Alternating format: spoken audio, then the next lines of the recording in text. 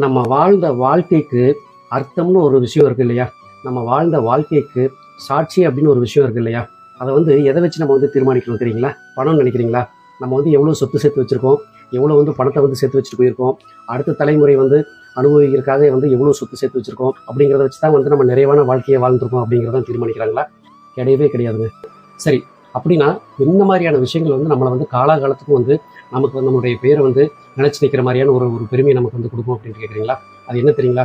நீங்கள் வாழ்கிற காலத்தில் நீங்கள் வாழ்கிறது மட்டும் இல்லாமல் உங்கள் கூட இருக்கிறவங்க, உங்களுக்கு தெரிஞ்சவங்க, உங்களை சார்ந்த மக்களுக்கு உங்களால் முடிஞ்ச அளவுக்கு எந்த அளவுக்கு உண்டான உதவிகளை செஞ்சு அவங்களுடைய வாழ்க்கையில் வந்து நீங்கள் வந்து எந்த அளவுக்கு வந்து கை தூக்கி விட்டு அவங்க வந்து நாளைக்கு வந்து நான் என்னோடய வாழ்க்கையில் வந்து நான் முன்னேறதுக்கு வந்து அவர் கொடுத்த அந்த உத்வேகம் தான் எனக்கு முக்கியமாக இருந்துச்சு, அவர் செஞ்ச உதவி தான் வந்து எனக்கு ஒரு முக்கியமாக இருந்தது. நான் வந்து கஷ்டப்பட்டு இருக்கிற அந்த காலகட்டத்தில் எனக்கு மட்டும் வந்து அவர் வந்து அந்த மாதிரியான எனக்கு தேவைப்பட்ட அந்த சிறு உதவியை செய்யாமல் இருந்திருந்தார் அப்படின்னா நிச்சயமாக வந்து என்னோடய வாழ்க்கையில் வந்து நான் இந்த அளவுக்கு வந்திருக்க முடியாது.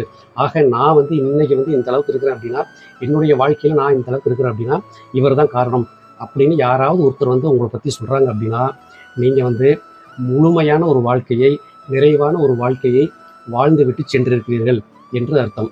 இதை வந்து நம்ம வந்து சிம்பிளாக சொல்லணும் அப்படின்னா, பிறர் வாழ யார் காரணமோ அவர்களே காலகாலத்துக்கும் வந்து மக்களால் வந்து போற்றப்படுவார்கள்.